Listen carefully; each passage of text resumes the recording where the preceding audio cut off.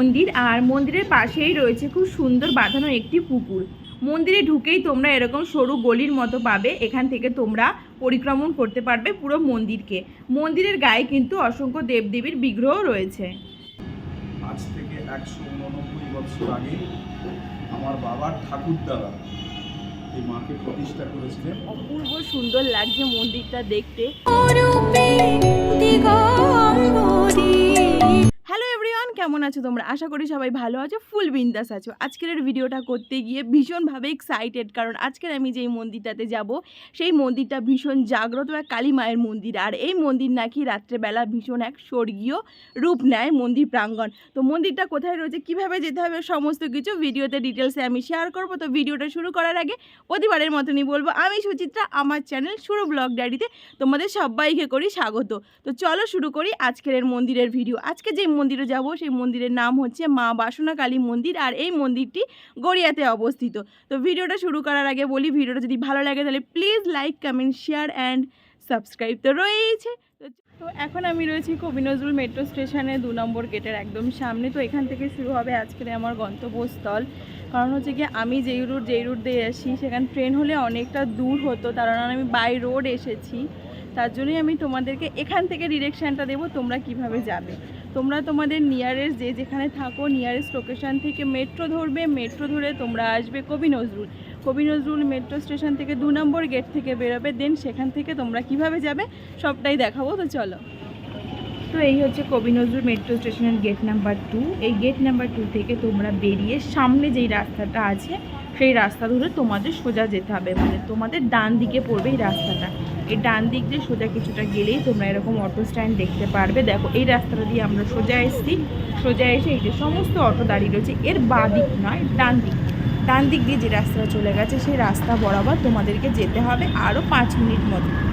ওই যে ওপারের রাস্তাটা দিয়ে যে অটোগুলো দাঁড়িয়ে আছে ওই রাস্তা দিয়ে সোজা এসেছি। দেন রাস্তাটা ক্রস করে এপারে এলাম, রাস্তা ক্রস করে এপারে এসে দেন এই যে রাস্তাটা, এই রাস্তাটা ধরে সোজা যেতে হবে আরও 1 মিনিট মতন।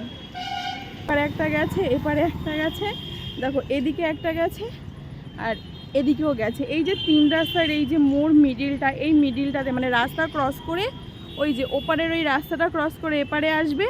এপারে এসে এই দুটোতে যাবে না, এই দুটোর পাশ থেকে দেখো একটা সরু রাস্তা চলে গেছে। এই যে রাস্তাটা চলে গেছে দেখো একটা ট্রাফিক পুলিশের অফিস রয়েছে, এইটাকে ল্যান্ডমার্ক করো। এর পাশ থেকে এই যে সরু রাস্তাটা চলে গেছে,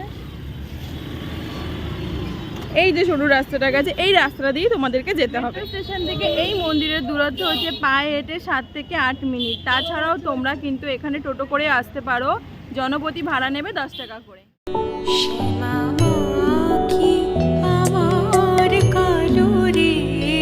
ফাইনালি চলে এসেছি আজকের আমার গন্তব্যস্থল শ্রী শ্রী মা বাসনা কালী মায়ের মন্দিরে। এই মন্দিরের একদম সামনেই রয়েছে একটি বাঁধানো সুন্দর পুকুর। এই পুকুরটি কিন্তু আদিগঙ্গা নামেও পরিচিত। 2024 সালের 30শে নভেম্বর এই মন্দিরটি উদ্বোধন হয়। এই মন্দিরটি খুবই বড় আর খুবই সুন্দর। তো চলো মন্দিরের ভিতরে যাওয়া যাক, আর রাতের বেলায় মন্দির প্রাঙ্গণ স্বর্গীয় রূপ নেয় সেটাও তোমাদেরকে দেখাবো।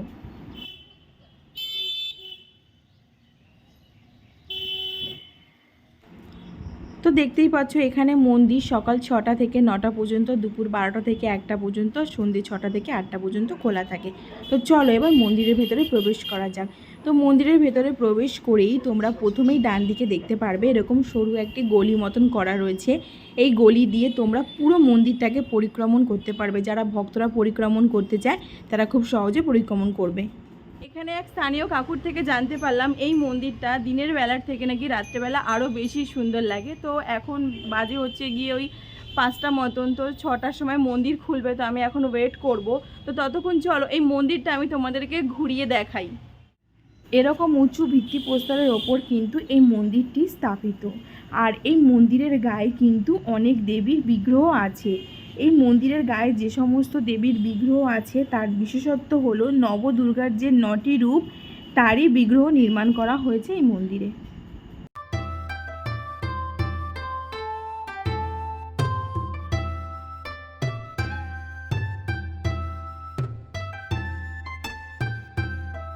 চলো এবার মন্দিরের ভিতরে যাওয়া যাক। এমন সিঁড়ি রয়েছে মন্দিরের ভিতরে যাওয়ার জন্য। তো চলো মন্দিরের ভিতরে এবার সিঁড়ি দিয়ে উঠি। তো উঠেই তোমরা প্রথমেই দেখতে পাবে এরকম পাঁচিল দিয়ে পুরো মন্দিরটা ঘেরা রয়েছে। আর এই পাঁচিলে কিন্তু ছোট ছোট লাইট দেওয়া রয়েছে। রাত্রেবেলা যখন এই লাইটগুলো জ্বলবে না, সত্যি অসংখ্য সুন্দর লাগবে। আর পুরো মন্দিরটাই কিন্তু এরকম সাদা শ্বেত পাথর বসানো রয়েছে। আর এটা রয়েছে মন্দিরের পিছন দিক। চলো এবার তোমাদেরকে মন্দিরের সামনের দিকে নিয়ে যাই। তো মন্দিরের সামনের দিকে যেতে গিয়ে দেখলাম এই দেখো কত সুন্দর ঝাড়বাতি রয়েছে। এগুলো রাত্রেবেলা জ্বালালে যা লাগবে না, পুরো মন্দিরে এরকম ঝাড়বাতি দিয়ে সাজানো। তো এই হচ্ছে মন্দিরের সামনে।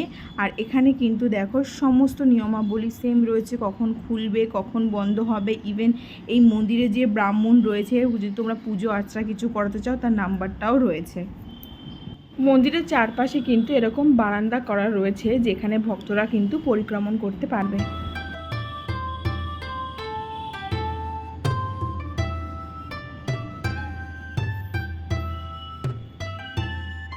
মূল গর্ভগৃহ, এই গর্ভগৃহের পিছনের দেওয়ালেই ওপরেই রয়েছে শ্রী রামকৃষ্ণ পরমহংসদেব। তার নিচে রয়েছে স্বামী বিবেকানন্দ, আর তার পাশে রয়েছে মা সারদা দেবী।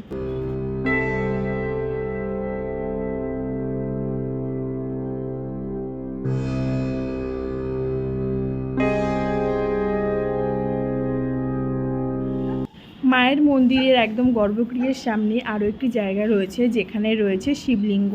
তো চলো শিবলিঙ্গের সামনে যাওয়া যাক। তো এই যে এইখানে সিঁড়ি রয়েছে, এই সিঁড়ি দিয়ে তোমাদেরকে নামতে হবে, মানে সিঁড়ি দিয়ে মন্দিরে উঠতে হবে, আবার সিঁড়ি দিয়েই নামতে হবে সেই মন্দিরের নিচে শিবলিঙ্গে যাওয়ার জন্য। তো এই যে শিবলিঙ্গ, আর শিবলিঙ্গের সামনেই রয়েছে সুন্দর একটি বাগান মতন। তো চলো শিবলিঙ্গটা দেখে নিই। তো এই হচ্ছে শিবলিঙ্গ, আর শিবলিঙ্গের পাশেই রয়েছে নন্দী মহারাজ। আর এটা কিন্তু একদম মন্দিরের গর্ভগৃহের সামনের গেট, আর গেটের সামনেই রয়েছে কিন্তু এই শিবলিঙ্গ। আর মন্দিরটা মানে প্রচণ্ড পরিষ্কার পরিচ্ছন্ন আর ভীষণ শান্ত নিরিবিলি একটা পরিবেশ কিন্তু এখানে। আর একটা কথা, তোমরা যারা মেট্রো করে যাবে তারা কিন্তু মেট্রো থেকে এই মন্দিরটা খুব সুন্দরভাবেই দেখতে পারবে।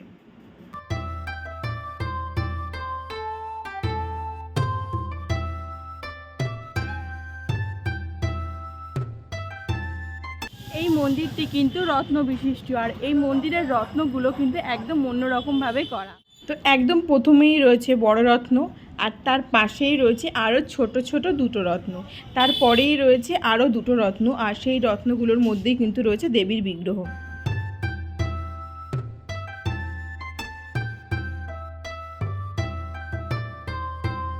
ওয়েট করি, মন্দির খোলার অপেক্ষাটা করি। মন্দির খুললে দেন সমস্ত কিছু আবার ভালোভাবে দেখাবো, রাতের বেলা মন্দিরটা কেমন লাগে। শ্যামা কখনো শ্বেত কখনো। ঘড়ির কাঁটাতে এখন বাজে 5:55, আর লাইটগুলো জ্বালিয়ে দিয়েছে, অপূর্ব সুন্দর লাগছে মন্দিরটা দেখতে। তো চলো একবার এক ঝলক দেখে নাও।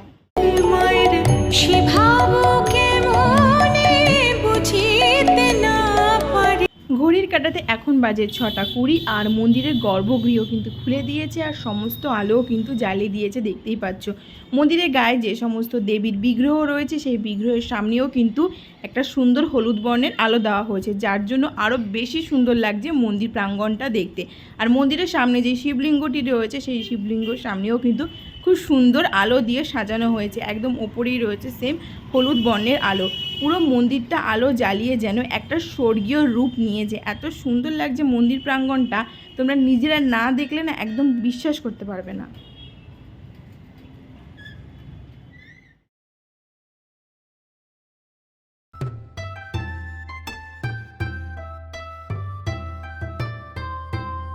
তো দেখলেই তো রাতের বেলার সৌন্দর্য। চলো এবার মন্দিরের ভেতরে গর্ভগৃহে প্রবেশ করা যাক, তার সৌন্দর্যটা দেখি। দেখো পুরো বারান্দাটা আলো জ্বালিয়ে দিয়েছে, এত সুন্দর লাগছে দেখতে। পুরো বারান্দাটা জুড়ে আলোয় আলোকিত হয়ে গেছে।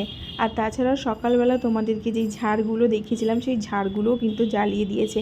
দেখো এখন তার সৌন্দর্যটা। মন্দিরের গর্ভগৃহ কিন্তু খুলে দিয়েছে। তো চলো মা বাসনাকালীকে তোমাদেরকে একবার দর্শন করিয়ে দিই।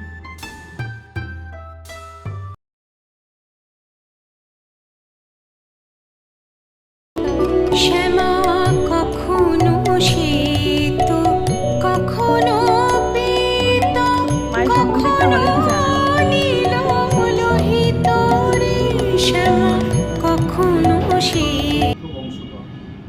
আজ থেকে 189 বছর আগে আমার বাবার ঠাকুরদাদা এই মাকে প্রতিষ্ঠা করেছিলেন। এটা আমাদের নিজস্ব জমি, তালপাতা আর ওগলা দিয়ে মন্দির তৈরি করে প্রতিষ্ঠা করেছিলেন। এই মায়ের মূর্তি বেনারস থেকে উনি স্বপ্নে আদেশ পেয়ে এখানে এনে প্রতিষ্ঠা করেছিলেন। তারপর থেকে বংশ পরম্পরায় পুজো হয়ে আসছি। আমি চতুর্থ বংশধর। আমার বাবাও 76 বছর পুজো করে গেছেন, আমারও 42 বছর চলছে। আর পুজো সম্পর্কে মায়ের বৈশাখ মাস থেকে আরম্ভ, বছরে সারা বছরে বিভিন্ন দেবদেবীর মূর্তি দেখতে পাচ্ছেন। এদিকে পাঁচু গোপাল, ওই যে নীল রঙের ঠাকুরটা, আচ্ছা পাঁচু গোপাল, তারপরে কৃষ্ণ আছে, তারপর শিবলিঙ্গ রয়েছে, গোপাল, তারপরে ওই মাঝখানটা ছোট্ট একটা ঠাকুর, ওটা মা ষষ্ঠী, তারপর বজরঙ্গলী, তারপর ওটা সোনার প্লেটে ওটা গোল্ড কালী, ওই যে ওইটা নারায়ণের পিছনে, তারপর নারায়ণ রয়েছে, নারায়ণ শিলা রয়েছে, শিব মায়ের তলার শিব রয়েছে, মা কোষ্ঠী পাথরের, আচ্ছা সিদ্ধিদাতা গণেশ, এদিকে আপনার মা মঙ্গলচণ্ডী, মা মনসা, হর পার্বতী, পিছনে অষ্টনাথ, আর এটা গ্রহরাজ। আচ্ছা এই দেবদেবী পুজো হয়। শীতলা পুজো ছাড়া, ওটা আমার বাবার ছবি। শীতলা পুজো ছাড়া সব পুজোই এখানে হয়। বৈশাখ মাসে এই প্রথম পয়লা বৈশাখে হালখাতা হলো, গণেশ লক্ষ্মীর পুজো, খাতা পুজো, দোকান থেকে সব পুজো দিতে আসে। এই আবার অক্ষয় তৃতীয়া হবে পরশু। তারপরে আপনার জ্যৈষ্ঠ মাসে মঙ্গলচণ্ডী, 4টে মঙ্গলচণ্ডী। আষাঢ় মাসে বিপত্তারিণী হয় দুখানা। শীতল অঞ্চলের সমস্ত বাসিন্দারা এই মন্দিরেই পুজো দিতে আসে। তারপরে ভাদ্র মাসে বিশ্বকর্মা লেগেই আছে, আশ্বিনে দুর্গা পূজা। আর মায়ের উৎসব হয় আপনার কালী পুজোর পরের দিন, প্রতিপদ তিথিতে আচ্ছা একটা হয়, আর একটা হয় চৈত্র মাসে অন্নপূর্ণা পুজো। এই রিসেন্ট গেল আচ্ছা অন্নপূর্ণা পুজো দিন মহোৎসব হয়, ভোগ হয়। এমনি ভোগ প্রতি অমাবস্যাতে হয় আমাদের। সাধারণত গতকাল অমাবস্যা ছিল, সাধারণতের মধ্যে ভোগ বিতরণ করা হয়, দুপুরবেলা একটার সময় হয়। আর সারা বছর টুকটাক তো লেগেই আছে উৎসব। এছাড়াও পাশের বিল্ডিংয়ে করে পারলৌকিক ক্রিয়াও করি। হ্যাঁ, উপনয়ন, বিবাহ, আপনার শ্রাদ্ধ শান্তি। আচ্ছা আচ্ছা, আমি দেখলাম সামনে যে জলাশয়টা রয়েছে ওখানে আদি গঙ্গা বলে লেখা রয়েছে, ওটা একটু আমাকে বলবেন? হ্যাঁ, এটা আদি গঙ্গা হচ্ছে আপনার, এটা কালীঘাটের সঙ্গে কানেকশন ছিল। আচ্ছা দেখছেন গঙ্গার ওপারে যে বাড়িগুলো, আচ্ছা ওগুলো সব গঙ্গার বক্ষে। এই গঙ্গাটা হচ্ছে আপনার কালীঘাট থেকে প্রবাহিত হয়ে গেছে ক্যানিংয়ের বিদ্যাধরী নদীর সঙ্গে মিশেছে।